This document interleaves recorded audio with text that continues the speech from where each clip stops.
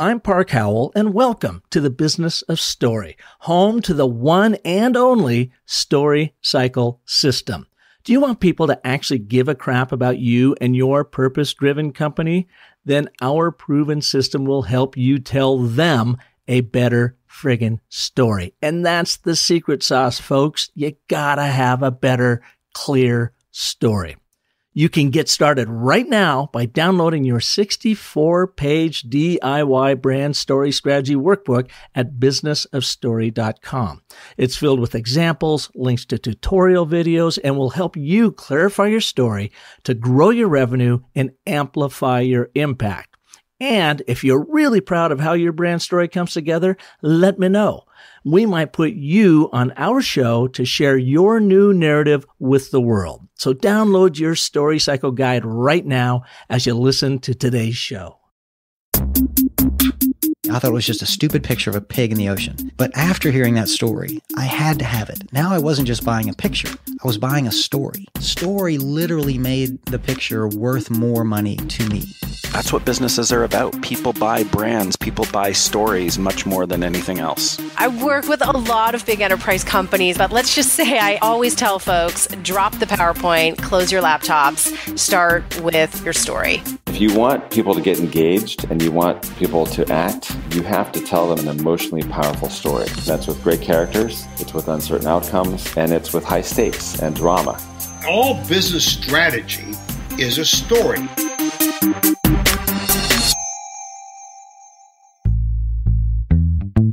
Is there an X factor in creativity?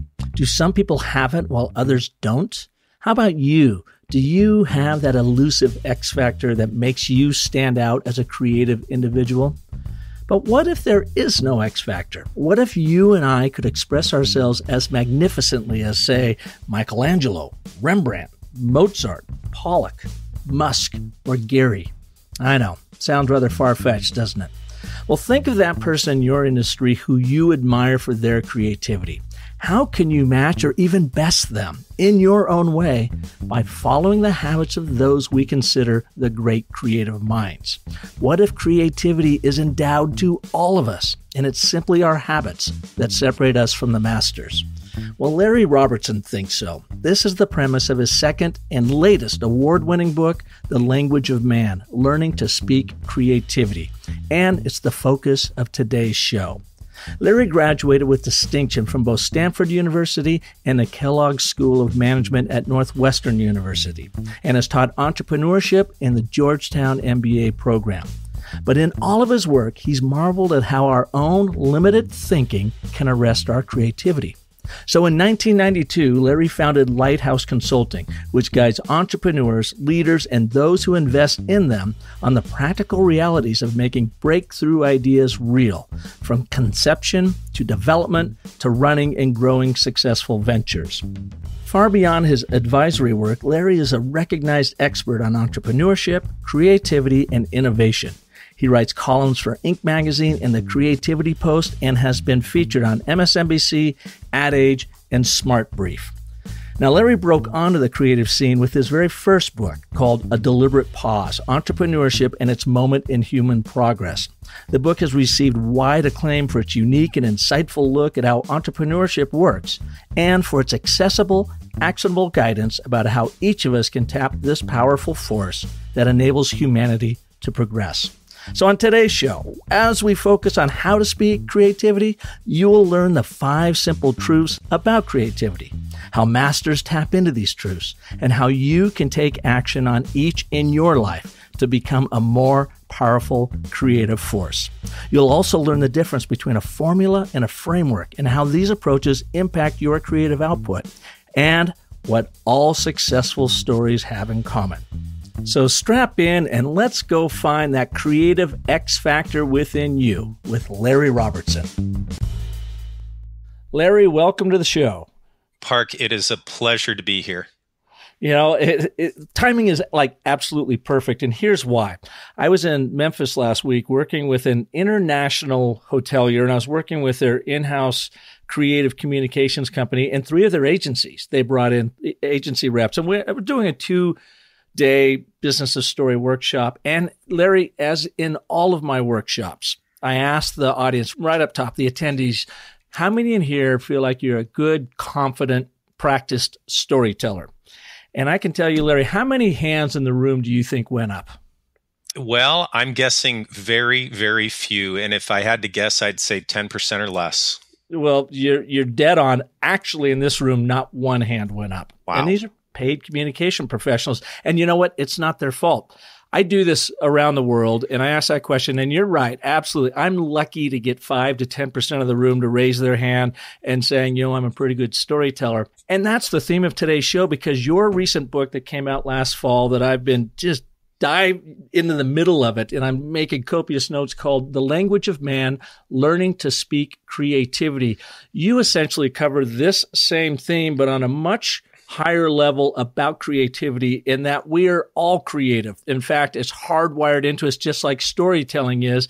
It's just the practice and the habits and how we apply it, see it, recognize it in our lives that make the difference from those really, outstanding people that we think is being extraordinarily creative to little old us who we feel like maybe we're less creative. But the thesis in your book is we've all got these genes. It's just how we approach it. So today's show, I can't tell you how excited I am to explore this concept with you. Well, me too, Park. And just to reference back to your story, there's a perfect mirror being held up here between what we'll talk about and what's in the language of man, and what you described about that room full of paid communication professionals, not one of which raised their hand and said, gee, I'm excellent at storytelling. You ask people the similar question about, are you creative? And the overwhelming majority of people say they're not. And the only difference between them and those that we look at, not just as creative, but in many cases as creative geniuses and leaders of organizations where they're channeling their creativity, is that those so-called geniuses, those leaders, they know we're all creative. The rest of us have just been wrongly told we're not. Oh, you were so right. And I will tell you, too, after working with this group for 2 days, they were great storytellers when they were intentional about it, and they created a habit. And I showed them a framework, not a formula. And I want to make sure that you and I cover that in today's show, this difference between formula and framework, because that's really important as the creative individuals we are and to find that creativity. But when they used this framework, by day 2, they were like telling stories right and left. And I said, you see, you really have an amazing story to tell, and you're a good storyteller. Yep. It doesn't take much, just knowledge and practice. Yeah. Before we get into that, though, you have quite a backstory. You've got a book. I've not read it yet, but I'm going to dive into it, called A Deliberate Pause, Entrepreneurship and Its Moment in Human Progress. And why I'm really intrigued by this, and thank you, by the way, for sending that along with your other one, is my dad was a civil engineer, had a heavy construction company in Seattle, Washington, and they did work from Barrow, Alaska down to Arizona. And we're talking bridges, dams, all kinds of heavy, heavy construction. And I can tell you, as a little kid growing up, I knew no more creative individual than my dad. He had a way of engineering himself out of any problem they found themselves in, and they found themselves in a lot. And I just remember being a little kid marveling at his creativity, although I would always think of creativity being expressed through music and stories and, typical artsy creative expression. But truly, creativity is around everywhere. My point to this is, when I was a young man building my ad agency, I went up to see him one day, and I told him, he says, how's it going, Park? And I said, oh, we're so busy, and I'm hiring more people, and we got all kinds of clients, and I'm just going 1,000 miles an hour. And I thought that was the mark of success. And he said to me, well, that's all well and good, Park, but when do you have time to think? And I said, what are you talking about? He said, you have to get away from it. You have to take a deliberate pause and think. So give us your backstory up to, how did you arrive at this book of Deliberate Pause before we jump into the creativity thing? Absolutely. And the one thing I will bookmark for us for later about your dad is that his mindset was creative. He was someone who, from your description, was constantly thinking about not only how to fix problems, but what the possibilities were, what different ways you could come at something, so that whenever he encountered one of those challenges he had to engineer himself out of, whether it was in his actual work or in his life, he was already thinking that way. That was his mindset. And really, to give you my backstory, one of the most helpful things to do is not only to tell you what my backstory is, but then kind of as a bonus, link it to the business of story. And in order to tell you my backstory, I'll start with the here and now, where I am. So you mentioned that I'm an author. I think of myself and I call myself an innovation advisor. So what is that, and why is it the least bit attractive or meaningful to anyone, to my clients or anybody else?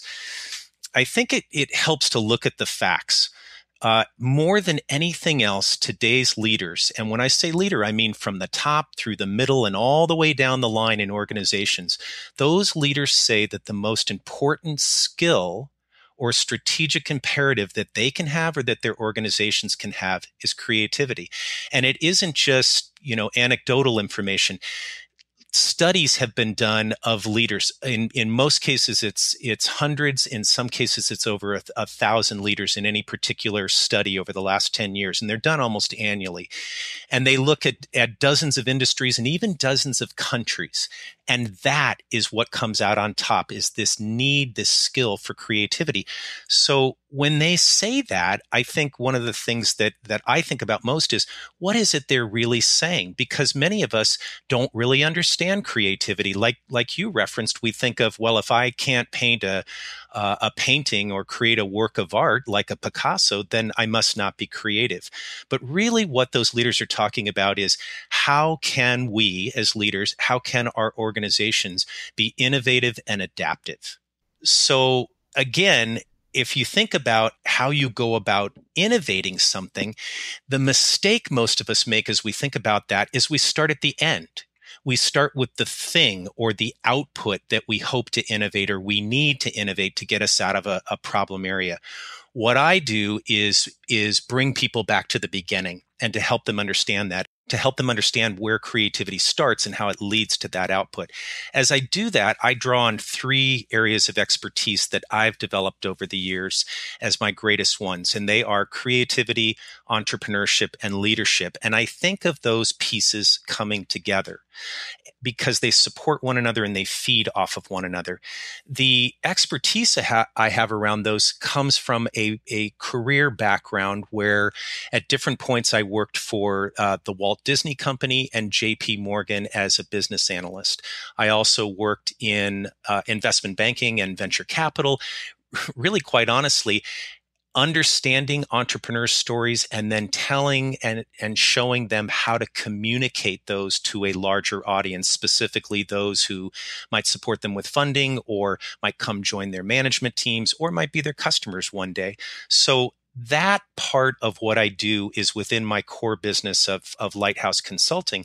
And then around that is this mosaic of other roles, including being an award-winning author and a columnist for Inc. magazine and the Creativity Post and a board member and a speaker. And all those things come together to be an innovation advisor. And within them, I have to constantly think in creative ways about how I can serve those different audiences that I address and that I serve and support. So I can't think about that in terms of, how do I write a book? Or how do I write an article? Or how do I put this proposal together to win this business? I have to think about it in a broader sense. And that points to what you referred to at the beginning. I have to think in a framework way rather than the formula that might deliver some specific output. So that's really my background. And the way it links to story is, think about it this way. Every leader, every organization that we admire or that we want to emulate, they have a story. But if we think about it, every one of those stories is different. And because of that, their stories can't be our stories. So just modeling off one of them doesn't get you very far, if anywhere. It's similar to if you just follow a business best practice or you emulate a case study, that isn't what allows you to scale and grow your revenue and your business overall. So I focus on these 2 questions. What do all those successful stories out there have in common? but also how can any one of us use the common stuff to create distinction and distinguish ourselves from anybody else. So this goes right to the heart of what you always say to your listeners. If you want to tell a good story, if you want it to have impact, you have to own it. I add two things. You have to know where that story comes from, and then you have to grow that story ongoing. That's what I do. Okay, so let's unpack a couple things here. Absolutely. This is great. So the two things you ask, what do all those successful stories have in common? What do they have in common? Well, the first thing is they absolutely know who they are, which means where do they stand at any one point in time. And one of the tools that I know you give your clients is what I think you call the 10 can't miss questions to help you build your own personal brand and story. Well, those questions really go right to the heart of who am I and what it is I'm offering. So, for anybody who's not familiar with your questions, they begin with, what do you do better than anyone else? Who cares? What do they want? And why do they want it? And so on down the list. So what I find is that the leaders who are actually out there ahead of the game, they come to somebody like you or me already conscious of those questions. They might not know exactly how to put them together in a story, or they might think that knowledge doesn't really help them create. But without that base, they're just creating or leading in a vacuum. They're not really going anywhere. So I think the key thing they know is who they are and where they come from, and they're constantly checking in with that to see how it's changed over time. Okay. To your point, too, those 10 questions are very much of a framework. They're not a formula. It's not like answer these 10 questions and you'll be a winner. It's just get your head around the answers to these 10 questions and then start infusing your story with those in any order you like. Now, the second thing you said, too, about the power of what I read into that as being the origin story of where did you come from? Why do you do what you do, and how that story evolves throughout the growth of the entrepreneurial endeavor? Yes, a bit that origin story, and then it goes a little bit further. In fact, let me offer your listeners something that really they can use in tandem with your 10 can't miss questions. And it's what I refer to as the 5 habits of the mind. And what's interesting is they're questions. And the very first of these is actually the second question on your 10 can't miss questions. Who cares? So what you want to know in order to get to who cares is some combination of your origin story and then the context in which you're using it. Now, this idea of the 5 habits didn't come from me. It came from education reformer and MacArthur Fellow winner Deborah Meyer.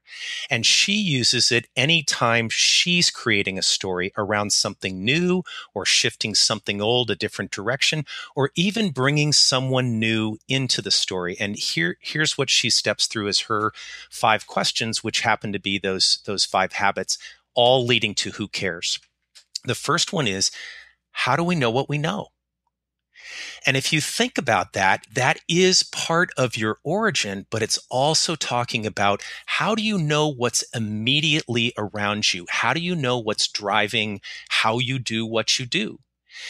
When you look at that and when you ask that question, even about something that we all think we've got down, who we are and what we do every day, when you start to look at it, you start to see new things. You also sometimes see faulty things that are no longer appropriate to what you do and how you do it, which leads to this second habit of the mind and the second question, and that is there a pattern? Is there a pattern in where I came from? Is there a pattern in what I'm doing well or what really needs some improvement? Sometimes there are anomalies, but if there's a pattern, it's telling of something that moves you forward and something you can create, which leads to her third habit of the mind, which is some form of the question, what if?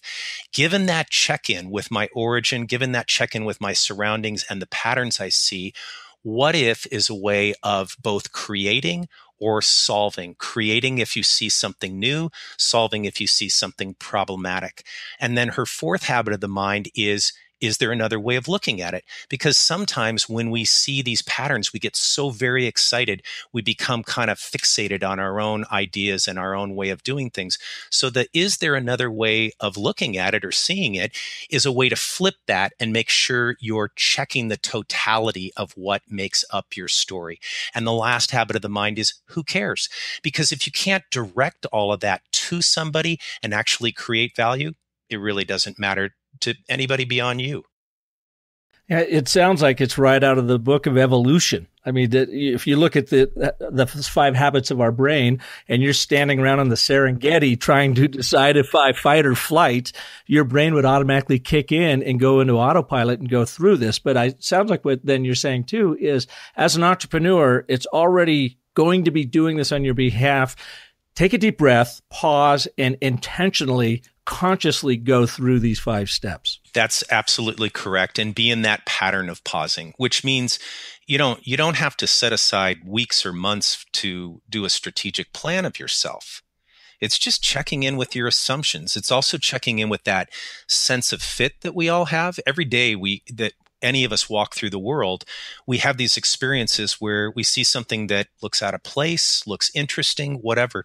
And most of the time we normalize, we mute that thing that we identify. We just go back into our routine. So the pause is really about inviting you to check in with that. So give us an example of someone you've coached through this where they had the great idea, maybe they had a terrific business model. They haven't taken the pause to really amplify what they were doing, and they weren't telling the proper story. And with your work and guidance through these, your 2 books and what you've been doing over the several decades, how did you get them to switch their story? And what did their story become? Sure. Actually, let me begin by telling you not about a client, but about a potential client that I just pitched, because that's where a lot of us start out. How do we get to the point that we actually have that business and we can help someone? And the client was an organization, actually a small foundation that had been doing what they'd been doing for decades. And in fact, in the last decade, they've been incredibly innovative and successful. So when I came to them, they weren't like many clients that all of us have, somebody who's in pain, somebody that has a need. They actually are doing really well. And so they were starting to talk about where were they going to double down on their investments, how were they going to prioritize their investments and their programs and everything that went along supporting their audience. But what they weren't doing was going that one further step to say, why is it we do all of that? And are we clear on that? Where is this heading? Are the metrics that we're using to measure our success and that are telling us we're successful still appropriate? That can be a 5-minute check-in or conversation, or it can be a 5-month check-in and conversation. And what was fascinating in working with them is that some of the fundamental things about who they were, why they did what they did, and how they did it, they hadn't checked in with for a long time. So that project, if it comes to pass, is actually going to be something different than what they had looked to me to bring to them, and probably a lot more valuable. Well, and so you are making them do their deliberate pause. That's and do correct. Their check-in before I didn't want to make sure. Well, one last anecdote around my father. One of the last big projects he did was in Eastern Washington, and over there in apple country, and now a lot of vineyards are growing up around there. They were having landslides that were taking out this water flume that supplied the irrigation water to, billions of dollars, millions of dollars worth of orchards.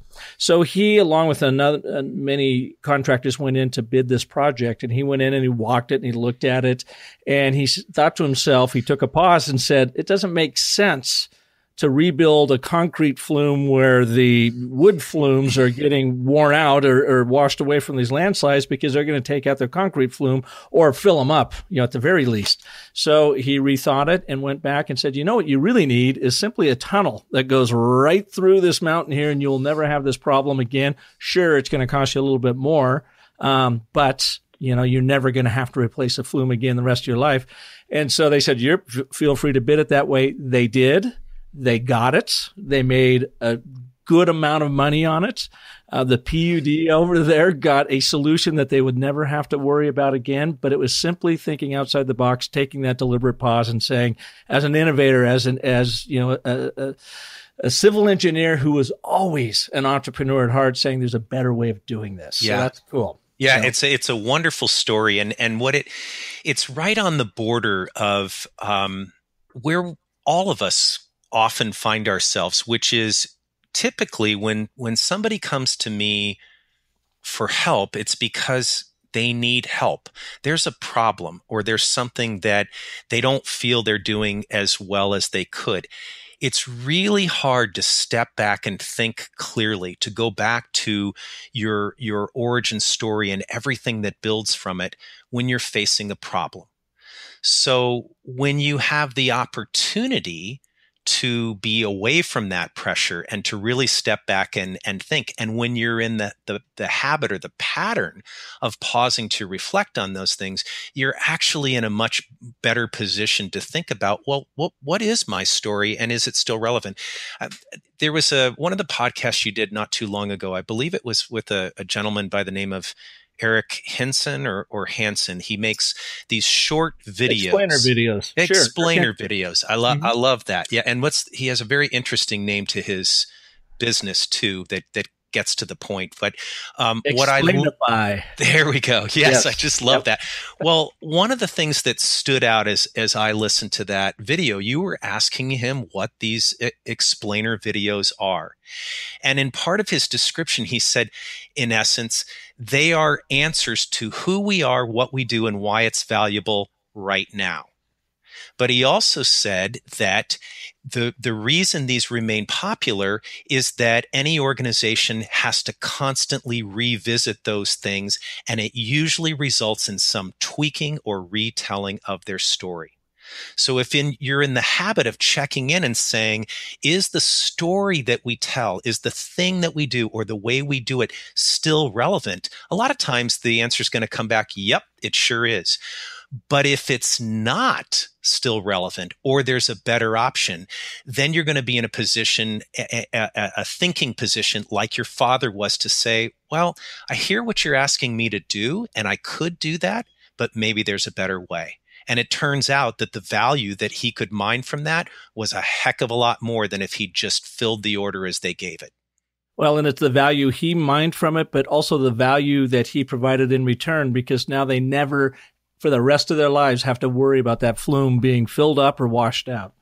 Now, Larry, as we jump into the language of man, learning to speak creativity, you start this book with a story that the universe just keeps throwing back to me, and that's the fox and the hedgehog story. So I think you got to describe that for our listeners if they don't know it. And then let's jump into your book and how we can all ignite that inner creativity. That sounds great. So it's the fox and the hedgehog reference comes from a single surviving line of an ancient Greek poem that said, "The fox knows many things, and the hedgehog knows just one big thing." So at different times during history, people have referred to this to say, oh, gee, doesn't that just wonderfully reflect how people are? And sometimes it's talked about in terms of it reflecting how people think.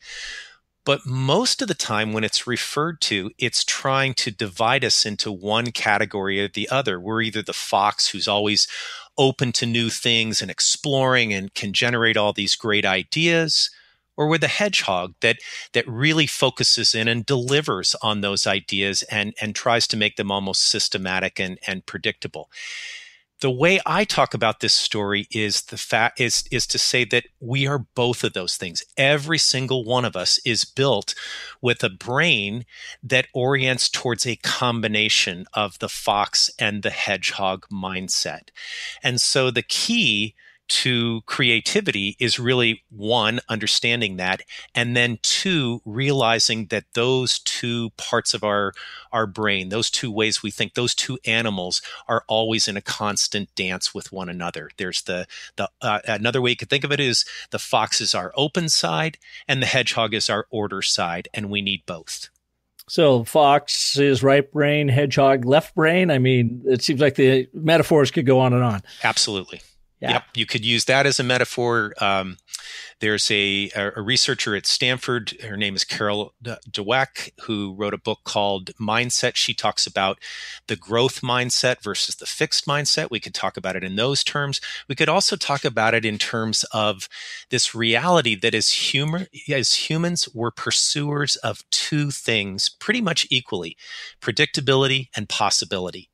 And we need both. And frankly, to bring us right back to the heart of things, any good story needs both. So an example, before I give an example, what I would say is too much of the time we lean towards one thing or the other. And too much of the time what we lean towards is telling a story that's predictable, telling a story about what's already happened. It's almost a listing of facts.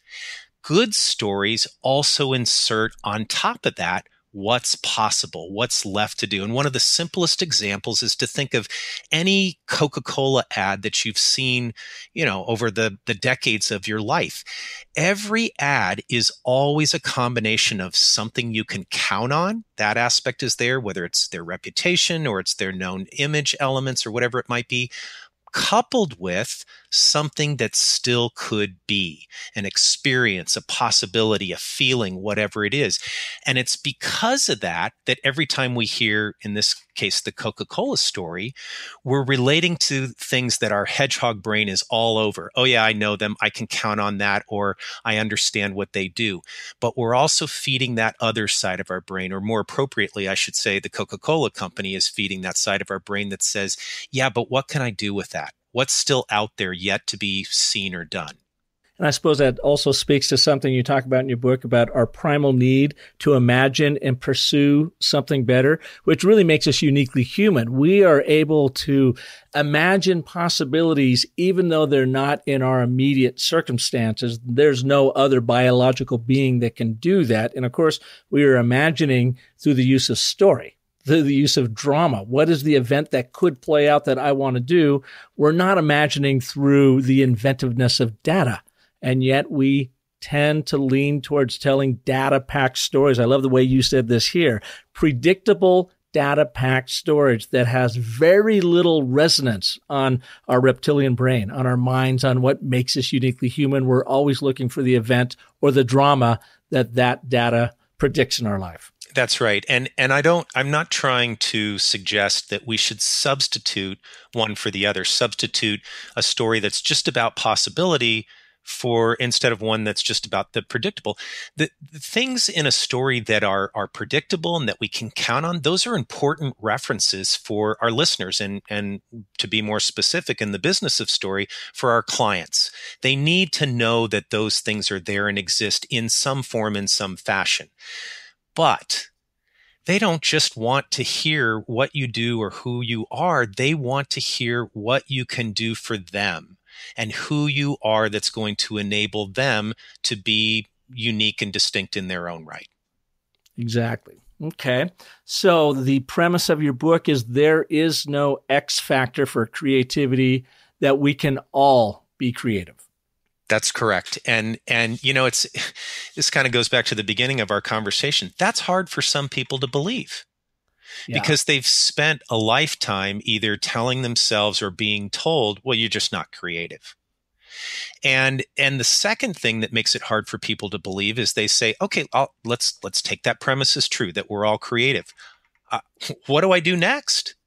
I don't know how to tell my story, even think about my story in a unique way, or to create a new product or open a new market. I don't even know where to begin. And what I talk about in the book is that really a lot of this comes down to certain fundamentals, or what I think of as simple truths, patterns of what people do and the habits they're in that exist across all forms of creativity, whether we're talking about the arts or business or government or a social movement, whatever it might be. There are certain patterns that exist. When you know those patterns and when they use them, they don't tell you exactly how to produce something. So they're not formulaic. What they do is they help give you a framework for how you think about what you do, and ultimately how you think about how you communicate what you do. Mm-hmm. So I'll give you three examples of these simple truths that exist across all forms of creativity and really are there with leaders, the people who are leading companies to new heights. And that's something that in whatever our business is, we all want to do in some way. So one of those simple truths is that those people come to their edges. Every one of us has borders, things we know, things we do that are around who we are every day. And it's pretty comfortable to exist within those. The people who are pushing beyond that and tell and then fulfill the most compelling stories are always coming to the edges of those borders. They're pausing. And then you might think of it as plumbing or mining for what might be out there just beyond. So when they do that, they don't always expect an answer or to see something unique, but it's that willingness to go there that puts them in a position to not just see new things and new opportunities, but to see threats sooner than they otherwise would. Whenever they go to the edges of their borders, you might think of it this way. They're actually pulling their story forward by doing that. So that's one of those simple truths, is that they come to their edges. It's looking across those borders. Again, going back to my dad, who I'm happy to tell you, he's 91 years old and still going strong in the Northwest. He looked at the border of what that Flume project was, and he goes, no, let's look beyond that border into the possibilities of what could be. And it was one of his last real big projects before he retired, extraordinarily successful. So they have the guts to look beyond the edges. What's number two? Yeah. And to just finish up on that, they're in the habit of doing that. So they have an advantage over the rest of us who are not in the habit of coming to our edges. Whenever most of us think about coming to our edges, we picture a cliff. It's going to be some kind of big leap change or unknown ahead of us. People like your dad who are in the habit of doing that, when they come to their edges, it's more like a curb. There may be uncertainty on the other side, but they're not trying to take moon leaps. They're not recklessly throwing themselves somewhere where they don't belong. Instead, they're just making forays into a new zone right at the edges of what they know. It's right adjacent. It's not a million miles away. All right, Larry, coaching moment. How do we get ourselves comfortable with pushing the edge? Yeah, it's a really great question. And here's how I simplify it. I call it the 3 acts of creation. And the most important one is to realize that when you come to an edge, voluntarily or not, sometimes we just get pushed there. You have a choice. So you have a choice to remain where you are physically, the way you think, the way you tell your own story, or to explore beyond it. You always have that choice. And even when you don't make it, you've made a choice to stay put. The second act of creation is once you make a choice, typically we make a choice because we think something good might happen. But because we do that, we don't always go on to the next act of creation and prepare for it. The next act of creation is reaction. How are we going to react to whatever comes? If we're thinking about the fact that it's probably, even if it's good, whatever happens next isn't likely to be in a form exactly as we picture it, we're prepared to either A, take advantage of the good stuff that comes that doesn't look quite like what we thought it would, or B, if it's something bad or something negative, to respond to that, not by turning around and retreating to our borders, but to say, okay, well, can I learn from that? What is this teaching me? What is this showing me that I might do something with? So there's that first act of creation that moves you forward at an edge, which is choice. There's that second act of creation, which is knowing that it's probably going to be different and being ready to react to it in a positive way, not a panicky way. And then the third act of creation, to be perfectly honest, is improvisation. There are going to be elements of whatever we do that we haven't done before or we're not sure how we do something with. And the only way to find out is to experiment. I go back to that old sage, Keith Howell. He would say, do something even if it's wrong. The worst thing you can do is to do nothing. So you have to react and you have to improvise. And hopefully you're playing off of enough experience and knowledge and foresight that you're going to act in the right way. The term I was trying to come up with is the paradox of status quo. It's kind of what you're speaking about. And what I mean by that is our bodies, our beings, our brains love status quo because there's immense safety in it. if we just sit on a couch eating potato chips, then we have very little energy we're expending. We have no saber-toothed tigers that are going to eat us up, and our being can survive. And we do that in business. We've never done it that way, Park. Let's just keep doing this. Status quo is safety, but status quo will kill you because, of course, you can't sit on your couch and eat potato chips forever if you're not drinking water and getting exercise and moving around and your house catches fire and you don't leave and so forth. So our universe is filled with our homes catching fire, metaphorically, that we have to jump to the edge and we have to react to. We have to do something about. But if we're telling our stories of we're victims, we're not creative enough, we're not storytellers, just let me do my job, let me remain here in status quo, we're actually succumbing to this paradox of status quo. On one hand, we need it for safety. On the other hand, it'll kill us. Sure. And there, it's really, so it was interesting. When you talked about the communications professionals, you used the phrase, the fact that they don't think of themselves as good storytellers, and maybe they weren't before they started with you, it's no fault of their own. Well, I agree with that. It's no fault of their own. And if you think about it, there are more things in our existence every day that are encouraging us to think and act in a hedgehog-like fashion. Very orderly, follow the rules, shoot for the same goals, use the same metrics to measure whether or not you're getting there. There are more of those factors than there are the ones encouraging you to be fox-like and to look around and explore. And that really leads to one of these second simple truths that I think distinguish not just leaders, but the stories that they tell or that their companies tell. And that is they think in questions. So it's not that they don't want or seek answers, but that they know that the answer isn't the thing. It's the question, because it allows you to push further about how you look at what could be, what you're really trying to solve, what you already have, and whether or not it's the most valuable thing. And it's interesting. If you think about TED Talks, for instance, most TED stories, the ones that work, frame and inspire. They don't instruct. So they're giving you this framework for thinking about things. And if you think even deeper into any TED Talk, usually it's built around a question. So most of them pose it out loud. In every case, they're exploring or telling you how they explored a question.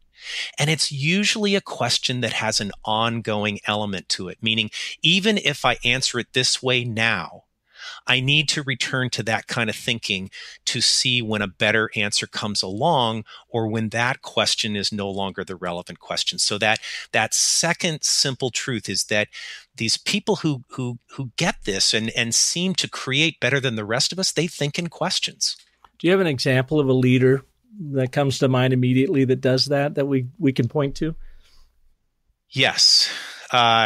So for this most recent book, I had the pleasure within my research of interviewing 66 MacArthur Fellows. And the MacArthur Fellowship is the only award given for creativity, and it's creativity in the broadest sense. And a lot of these people have gone on to do just absolutely incredible things. So one example So I really like. And real quick, sure. Real quick, Larry, what is a MacArthur Fellow? So the MacArthur Fellowship comes from the MacArthur Foundation, the John D. and Catherine T. MacArthur Foundation. And it is this award. It's cash. And it's almost $750,000. It's spread out over 5 years, and it's unrestricted. You can use it in any way you want. And you can't apply for this reward. It's bestowed on you. So basically, people within your field and in other fields, and by the way, it's a secret nomination and election kind of thing, they look around their particular field and say, who's thinking differently than the rest of us? The award is not based on what you have actually accomplished, but what you could. But as you might imagine, a lot of these people go on to accomplish some pretty significant things. So the typical story of winning a MacArthur Fellowship is you get a call in the middle of the afternoon, and somebody on the other line says, "You've just won this MacArthur Fellowship because you're so frickin' creative," and the first response is typically, "Do you have the wrong number, or is this my friend Joe trying to fool me here?" So it's this really interesting distinction. It's been around since 1981, and what I saw in that was you had this incredible pool of talented people who were filling any human role you could think of. I mean, just take the letter C. They were chemists and choreographers and civil rights attorneys, and it just went on and on and on. So I looked at that pool of people and said, what's interesting is nobody has ever asked them what creativity is. They asked them about their job. They asked them about the creative output that they came up with, but they don't ask them, what is it like to create? How do you think about creativity? What have you learned by watching others? Things along those lines. So it's a very interesting pool, not just of people to talk to, but to look for patterns across. And you've got them throughout your book, so you are able to connect the dots with the patterns that they're talking about. Now, you've taken us to the 2 of the 3 simple truths that leaders use for creativity. What's number 3? So the third one that I'll share with you and your listeners is that these people who know these simple truths, whether they're conscious of them or not, and practice them, also seek perpetuity, meaning they are not only looking to continue to think in questions. They are not only in the habit of perpetually coming to their edges. They're in that habit of realizing that their story is something ongoing. It's never completed, at least to the moment that they drop the leadership in it and die. But a good story is never just one moment or in the past. It's always pointing forward. And these folks are very conscious of that. What's more interesting too, Park, is that they signal it outward. They're constantly signaling that there's more to come. So it's more to come in their thinking. You get a sense when you're with these people that they're already on to the next thought, even as they're discussing the current one. You get a sense in the way they orient their businesses that there's a lot of business left to do and they need to get on that. And you even know it in the way they market themselves and the way they tell their stories. I made the reference to Coke earlier. Another really tangible example of this, always thinking in perpetuity of building on the story, is Coke's recent name campaign, where at least during the summertime, they've been putting names on Coke cans. So if you haven't seen this, you'll pick up any particular Coke can and it'll say Park or Austin or I Betty. guarantee you it won't say Park, but Austin, Betty, Bob, Jim, Jerry, yeah, absolutely. Well, Park should be coming along. That's what I'm going to put out there. Without question. But what's interesting about that is that they are actually teaching you to think forward. They're inviting you to explore. It's an invitation on every can. Who is Joe or Betty or Austin? Do I know somebody like that? Might I run into somebody like that? If I was to make somebody like that up, what could my story be? So it's almost an invitation to play and push your thoughts and your stories a little bit further. And that's what these creative leaders do very consistently. They're thinking in perpetuity about how to advance who they are, what they know, and what their story is. Gotcha. Now, I did ask you if you had another example of a leader in particular, not just a brand, before I got sidetracked and your explanation of the MacArthur Fellowship. So do you have a leader we can look to that really exemplifies these 3 truths? Yeah. So you may not have ever heard of Howard Gardner, but my guess is you've heard of the concept of multiple intelligences. So, well, he has a book out by the same title, right? Yes. And in fact, he has a number of books that build on it. And in the 60s, Howard is a MacArthur Fellow winner and one of the people that I interviewed.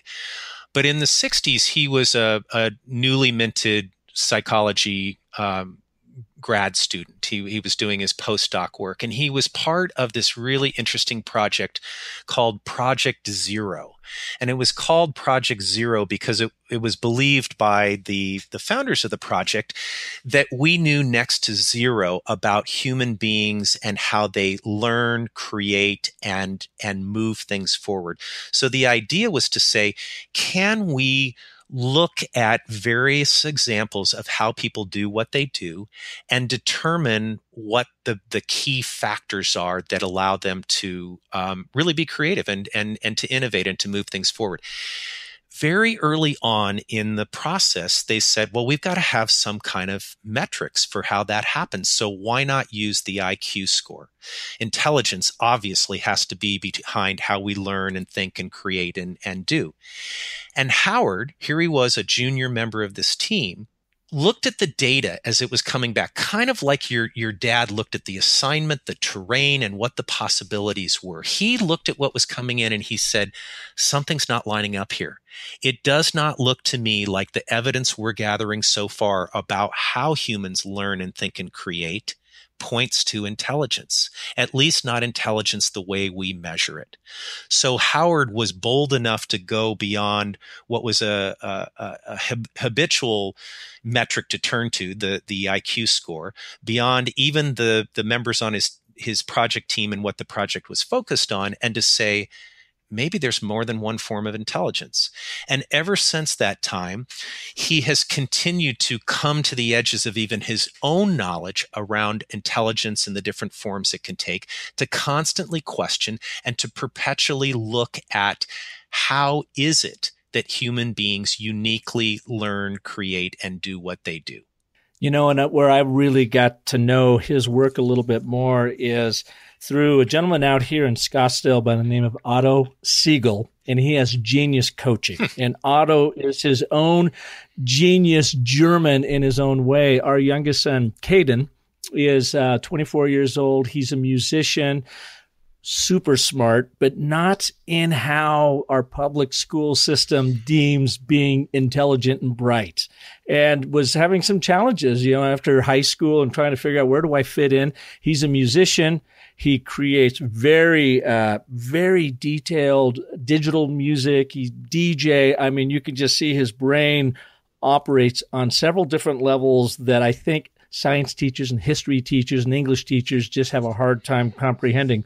He went to Otto and did some coaching and genius coaching. And Otto said the exact same thing you did here about Howard Gardner. Our very first meeting with him, he was in the big grand spectrum of intelligence. IQ is only this much. And he held his index and thumb about 2 inches apart while he was doing his wingspan. He goes, everybody ignores the rest of this intelligence other than Howard Gardner and others.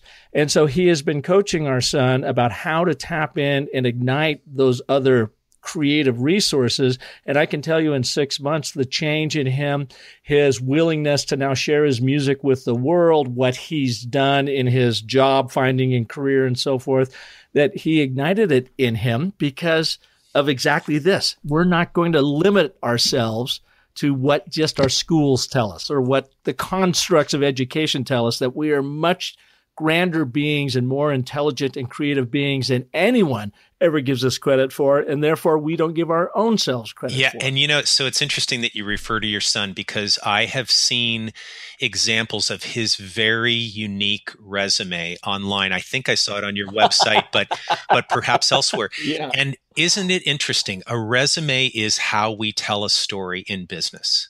It's how we put ourselves out there to say, here's what I've got. Here's why it's meaningful. Here's why it will be meaningful and valuable to you.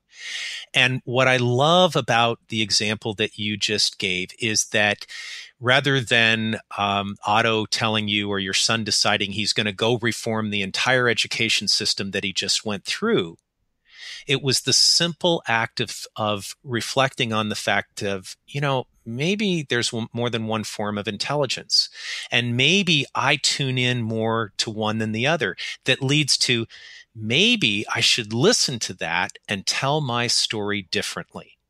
And so really, all the things that we've been talking about here, coming to your edge, thinking in questions, thinking about how can you expand beyond what's right now, go right to the heart of how your son listened to that advice, reflected on it, and told his own story in a very unique way, an authentic way, but also a way that is going to stand out and people are going to take notice of it.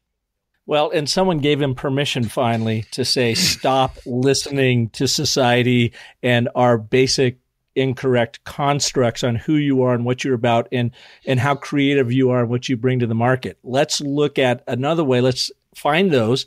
Let's express them and make sure that we're following your passions, helping you follow your passions so that you can go out and make your mark on the world. So, Larry, what I'd like to finish up on here, and I can't wait to get through the rest of your book, for our listeners are some of the few things, habits that we could do every day to spark that creativity. And where I saw it a year and a half ago, well, 2 summers ago, my wife, Michelle, and I were in London, and she wanted to go to one of the museums. I can't remember which one it was. It was a big one.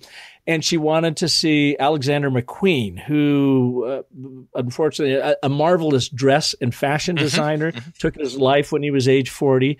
And I'm like, yeah, okay, I don't really care to go see a design, but sure, let's, dress design exhibit, but let's go. Well, I got to tell you, I got in there and I was blown away by the magnificence of this guy's creativity and how he expressed it through the most marvelous, mind-blowing fashions I had ever seen. And I literally walked through there, got smacked for like 2 hours. Like, who is this guy? And do they only come along once in a generation that he could do this expression and present it the way he has? And he was the mad scientist that had the X factor that just couldn't, deal with life. And so he took his own life, at 40. I couldn't believe the whole thing. So I felt like, okay, he is the X factor. There's only one of them. And that's not in the rest of us. But your book refutes that. Your book says, no, that's in all of us. He just simply knew how to harness it, how to connect the dots, and how to express it. Yeah, and I'll give you a really wonderful story that captures all of that. One of the MacArthur Fellows that I reached out to initially, and by the way, all but 2 of those 66 interviews were complete cold calls. And I think the fact that these people who have a lot more important things to do with their time than to just talk to me, I think what it says about their willingness to do that is that we all hunger for this knowledge about how can we be more creative? How can we make our story, in quotes, more fulfilling every step of the way? When I reached out to this particular MacArthur Fellow, his name is Rick Scafidio, and he's an architect in New York. And among the many things that he's created, he and his team created the concept of and built the High Line, which is some recaptured elevated freight rail tracks that run about 25 blocks in the middle and lower part of Manhattan that had just been decaying and dilapidating for 50 years. And they've turned them into almost the hanging gardens of Babylon, these walkways and gardens and bicycle. It's just absolutely beautiful. When I reached out to Rick and said I'd love to talk to him about creativity, at first he said yes. And then he emailed me back and he said, I'm not going to do it.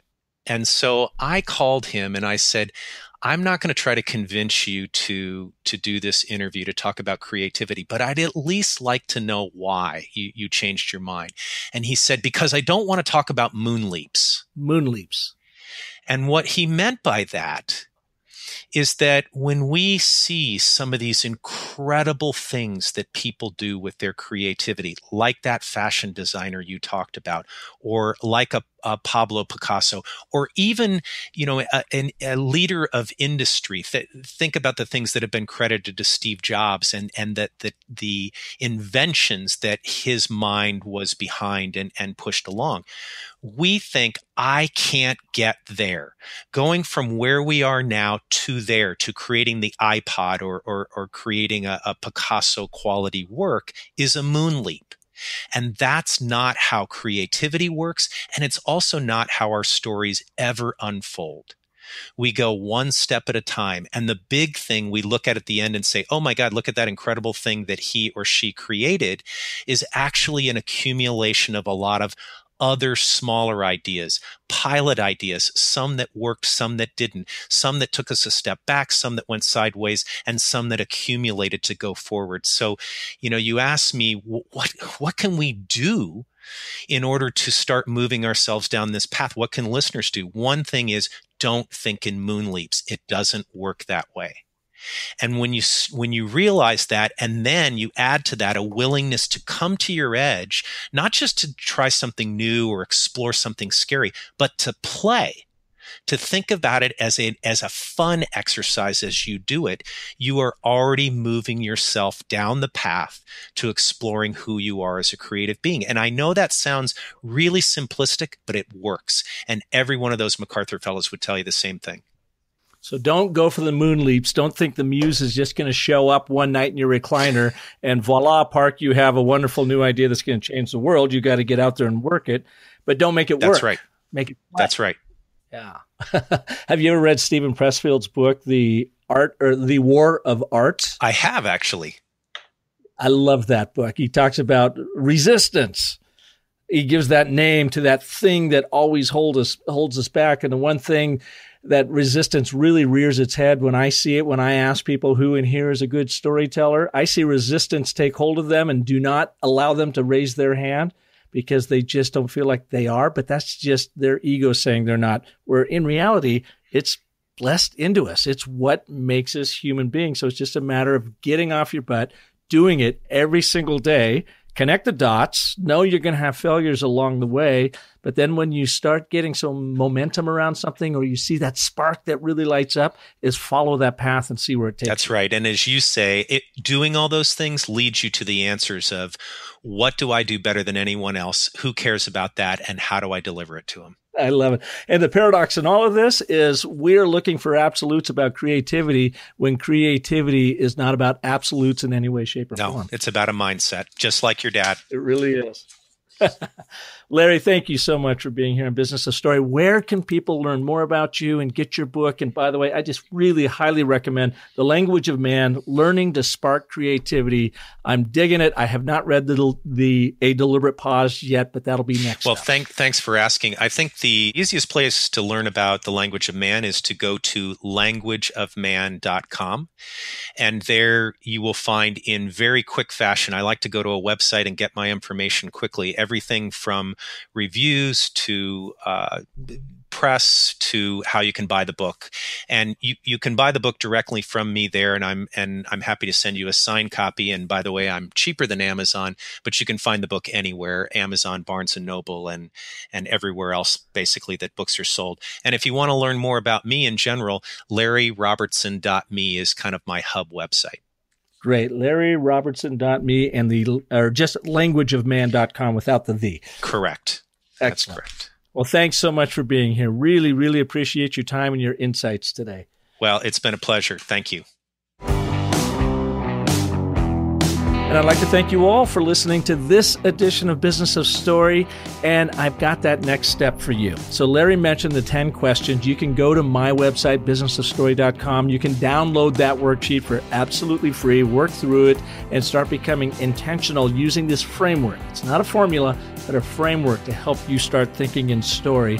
And then if you really want to get your brand story straight, to clarify your story, to grow revenue and amplify your impact, then purchase my workbook. It's 64 pages. It will take you from start to finish to help you absolutely define your story. There's a video tutorial within it, plus examples of how other brands have used the same system so that you can clarify your story to amplify your impact. And believe me, in all of this, my goal is to reignite within you the one true superpower we all possess, and that's the power of story so that you may nudge the world in any direction you choose. So thanks for listening, and until next week, have a wonderful life.